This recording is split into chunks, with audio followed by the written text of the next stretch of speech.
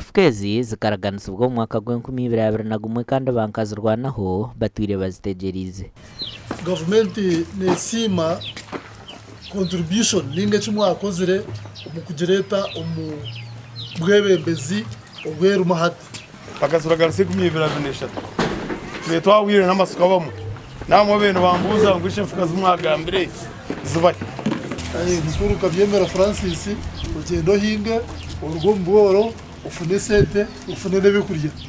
Abahirwe FKZ basimire government ahabwo kubijuka abo kuba obutunzi bwone naborga hafuka insima government FKZ njya kudukozesa ihemu ukuza kuntunga kandi na future yanjye y'umisho when we bari Museveni we bari tata we bari president kahangara hangoma yawe